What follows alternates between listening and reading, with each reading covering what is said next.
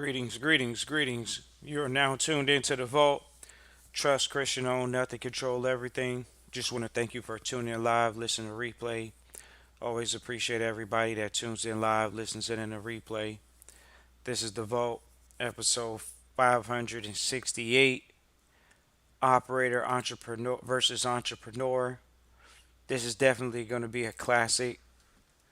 Appreciate everybody for tuning in live, listening to replay. Feel free to hit the like and the subscribe button. Always appreciate everybody that hits that like and that subscribe button. This is owner, or what people call operator, and as well owner. Then they would call him an entrepreneur. So definitely thankful we can bring this episode to you all. This is an episode that is in demand right now. Conversations that come up.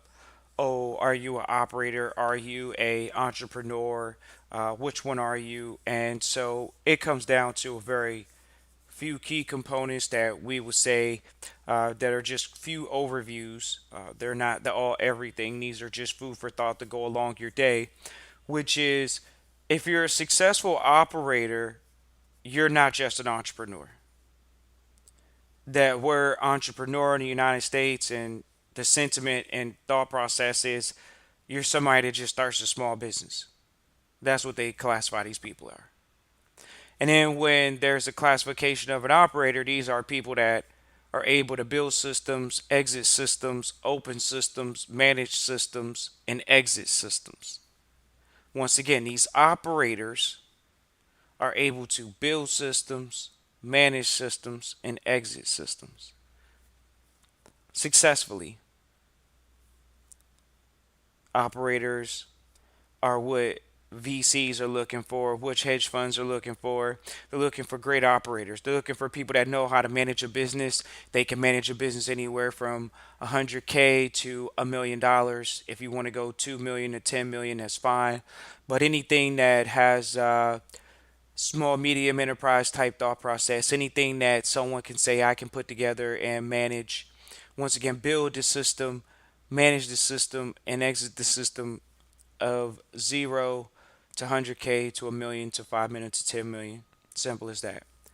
These are what people call successful operators. Usually, people would like to call these people serial entrepreneurs, but traditionally, on the private side, and what we would call these individuals are great operators. A lot of times, you'll hear this in the public is that they're great operators, but if you hear Wall Street or you hear public Main Street, they will call people entrepreneurs, and we have to divide these people into categories because an entrepreneur is somebody that just starts a business. An operator is somebody that successfully has built one. See how the difference sounds? See, they call you an operator because you know how to manage a business. You've proven that you know how to manage business. That's why you call it operator. And then when we get to the entrepreneur is someone maybe just starting out, maybe doesn't understand certain markets, elements of the market, maybe less experienced. How trust Christian involved? How can an entrepreneur be considered less seasoned than an operator? Because they'll in the circles that we're in, an operator is someone that is a seasoned business person, whereas an entrepreneur will be looked at as just someone that has started a business. That's it. They just started a business. They're an entrepreneur. They have a hobby that maybe makes them money. But an operator says they're going to build a system, they're going to manage a system for a period of time, and they're going to exit a system. And they can do this across multiple disciplines. So definitely wanted to give a level distinction. The operator is somebody that they have process systems and procedures in place, whereas the entrepreneur might just be starting out. They may say, "Oh, I don't know the steps to this and steps to that." See, when companies in the private sector are looking for what we call great operators, we're looking for great operators. We're looking for people that can operate a business without you. That means literally they can go. You barely had to give them money, and they go and they build something and they manage something and they give it back to you, or they give you something that they can sell, so you can help them sell it. There used to be entrepreneurs. They're not entrepreneurs anymore. They're operators now. They're great operators. Whereas entrepreneurs slightly considered in our sector to just be starting out. Oh, they're just starting out being an entrepreneur. Oh, I'm an entrepreneur. I sell cookies on the weekend. So once again, we want to make this very clear, and it's important because we share this with individuals and families so they can operate in the same fashion. See, when you operate in a certain fashion, you become a great operator. See, an operator can be an investor. An operator can be an entrepreneur. They're just a great operator. Whereas an entrepreneur might be the creative artist. They might be more of the, hey, I love this. This is my passion. Let me do my passion. Yes, you can do your passion. And a great operator, they may not be doing their passions. They may just be building businesses. See, when you get into serial entrepreneurism, a great operator looks like they may have more than 5 to 10 businesses. Shout out to Tony Robbins in the respect that he's reported to have over 50 plus businesses, and that's why he's super successful. He says it's because he's learned how to delegate. So operators know how to delegate. Entrepreneurs might be a sole proprietor. They might be a single guy, a single lady. They may have a few people in a brokerage. Oh, I got a real estate firm, and I got a little few people under me. Okay, is that an entrepreneur or an operator? An operator is somebody that we would say is running an office of 5, 10 plus employees. A great operator may be more than 5 to 10 plus agents in an office. Virtually is nothing wrong with that, but once again, having it in an office, having brick and mortar, not to say it's necessary, but operators are operating where they're in an expanding mode. They're gobbling up the market. They're focused on the market share. Entrepreneur might not even be focused on market share. We sit down all the time with entrepreneurs and they don't even know the total addressable market for the industry that they're in.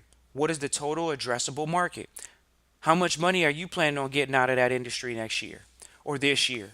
And so, talking to entrepreneurs, when we talk about what's their total addressable market, these are people that seriously could be making $1 million a year.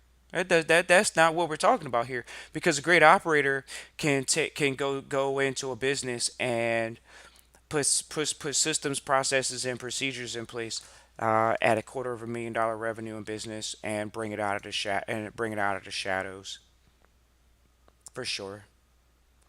Great operators could almost come into a company that's flatlining with a uh, zero capacity on the books, whether it has money on the books, whether it does have money on the books. You would say what's a great operator is sort of like Elon Musk. Is somebody that, okay, excuse me. A great operator is a Warren Buffett. He's able to come in with his team and make sure that the company doesn't go under. That's a great operator.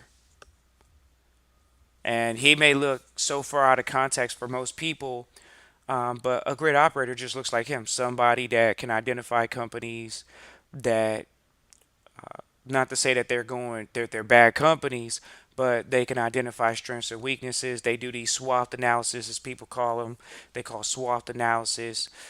So you do SWOT analysis on them. There's many other performance measures that they're going to measure these companies by. It's like asking you all, ladies and gentlemen, as an entrepreneur, would you rather have walked into money or had to raise money from zero? See, great operators know that you never need your own money in deals. Entrepreneurs think they need all their money in a deal. Where am I going to get the money from? That's what the entrepreneur says. The operator already knows.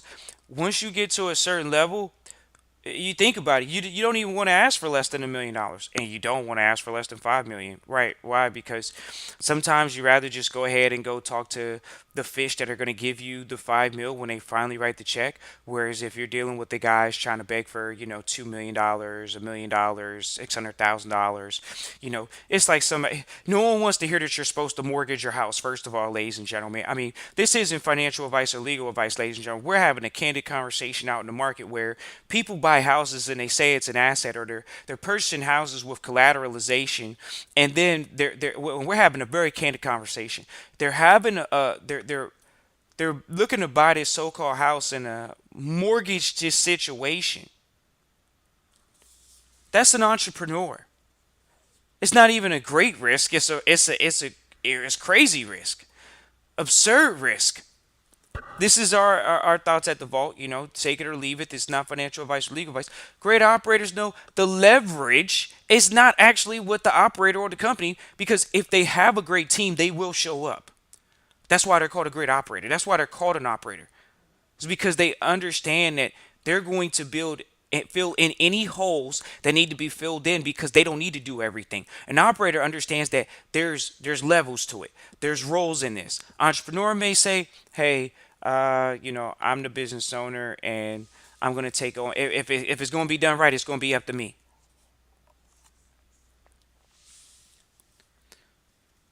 Interesting to know that this is what the marketplace is looking for. When you identify yourself, when you go into these I'm raising capital fund meetings, they want to know, are you an entrepreneur or are you an operator? You think they're not asking that question? For sure they're asking the question. There's no doubt about it. We sit in these interviews all the time, and you come in the room and you think, oh man, I'm an entrepreneur. First of all, that's a red flag. He didn't know that. That's a red flag. Really? Yes. Great operators are what hedge funds, VCs, angels are looking for. They're looking for someone that they can say, oh, okay, here you go. We talked on the line the other day when the consultation trustee says, we say, who's the CEO? They say, I am. No, you're not. You're the founder. Do you hear how fast we can identify these things? Because this is where business conversation is at. This is where the conversation where you identify yourself from the big leagues and the small leagues, where you say, I'm not just an entrepreneur. I'm not just the CEO. I had to put my name on the door, CEO, Chief Entrepreneur Officer, Chief what? Right. Founder. Just a founder. I founded this one company. We're an operator of many companies. That's how it works. But they don't talk about this in the public enough, do they? They don't. Because they're so focused on the small man, which is the entrepreneur. Oh, you're some small medium enterprise. When you get past small medium enterprise, you get to great operators, which are people that are able to manage a business that can run. Traditionally, we're being light and saying 5 million is traditionally 10 million. It's a basic NFL contract type deal. That's what you call a great operator, someone that can manage a not small medium enterprise. They're managing more than small medium. If you go small medium, medium goes to 25 to 50 million. That's where you can hear some people say and tout that. They'll say, well, this is where we need to see the marketplace for great operators. This is where we're willing to give them money. Whereas an entrepreneur, they're going to say, you know what, you don't need us as an angel or VC. Why? Because what are you asking for?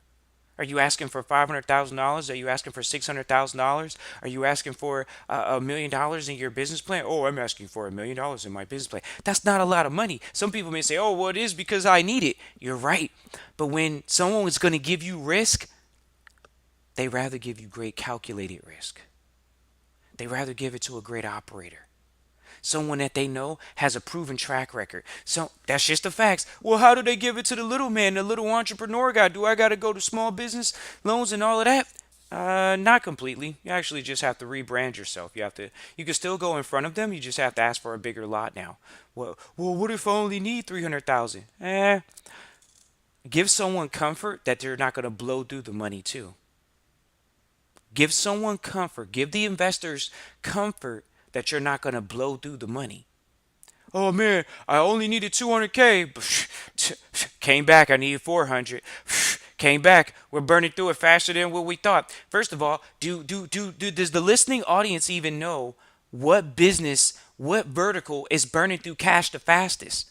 And we would almost be hurt to know it, but it is what it is. They're burning through cash, but they're also making a lot of cash, and that's partially because they're the crimp in the hourglass between us and human communications. And so they're looking for great operators in these environments. They're not just looking for a startup entrepreneur, the guy that wants to start something in his backyard. They're looking for proven, seasoned operators right now. And how do you brand yourself as that? You walk and talk like it. You paint the picture that you can handle a million, that you can handle 10 million. You go look at the total addressable market, and you say that the total addressable market says my industry is $100 million or $100 billion. My business plan now, we adjusted it to about 10 million because we gonna go after about that much in the marketplace. We can go after 25 million. We can go after that in the marketplace. Why do I know we can do it? Because I know that we can put together a team. That's why. A seasoned operator is going to put together a team. An entrepreneur, they might do it by themselves. So appreciate everybody for tuning in live, listening, replay. If you definitely want to get a consultation, Christian at trustchristian.com. Once again, it's Christian at trustchristian.com. These are the things we talk about with the families. A lot of families have asked and demanded about this particular episode. So we always appreciate bringing this level of content to the families that we work with. It's Christian at trustchristian.com. Once again, it's Christian at trustchristian.com. That's the email you can reach out to. A bunch of families enrolled in Trustee Training. Looking forward to hearing from you all. Peace and joy.